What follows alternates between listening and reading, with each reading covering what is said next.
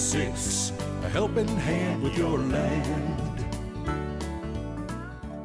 Neil from Essex here with today's 3-Minute Thursday. Today's short conversation is going to be about skid steer quick couplers and some of the downsides that actually exist about having one.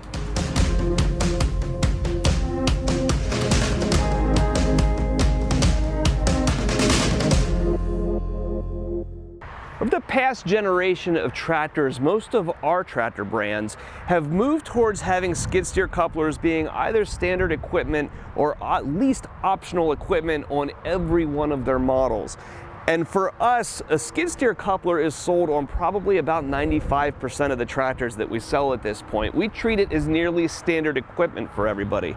There's several good reasons for that. The primary one being is the flexibility that it gives with your front loader. By having that industry standard coupler on there, you have a whole world of unique attachments, implements, better things that you can use for your tractor to get jobs done more efficiently. And they're fantastic. It's opened us up to new things like small snow push boxes on little tractors, or more front blades that we're snapping onto our loaders now, pallet forks on machines that we never would have put them on before. That flexibility has been really, really good for our customers, and we will continue to encourage that most everybody consider that coupler in every purchase that they make. It is a fantastic piece to have, and you should laugh at all of the other tractor companies that continue to offer proprietary solutions. There are, however, some circumstances where you may not want to have that coupler. The primary one is going to become for the guys that really need to be at that upper edge of their lift capacity. One thing that you need to remember when you add this big piece of steel out there on the end of the loader is that it has weight, and it's going to take away from the tractor's lift capacity.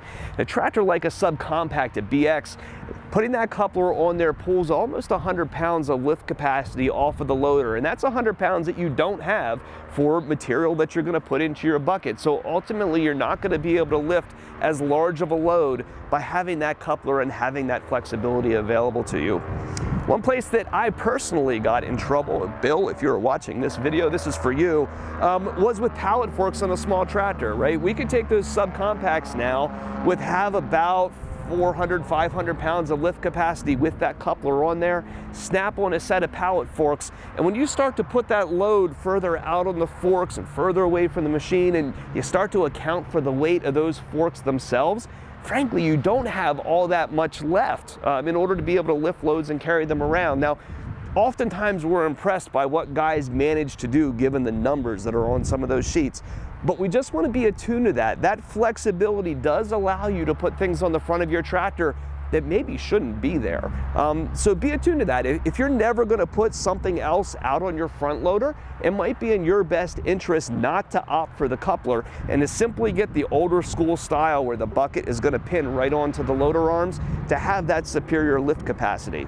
Your breakout forces too, the rollback strength of the bucket, is also going to be higher without the coupler, as the coupler adds a little bit of space between the bucket and the pivot pins of your loader, and when you move away from that pivot point, you just have less capacity overall. So if you're at the bleeding edge, maybe consider the pin-on implements, but I'm going to continue to recommend for most every customer, the flexibility of that coupler is absolutely outstanding and opens up whole new worlds of stuff that you can do with your tractor. So you have questions about the machine that you've already got, you need parts for it or any kind of service we can help you with, give us a call at Essex. We're available at 800-222-3373 or online at Essex.com.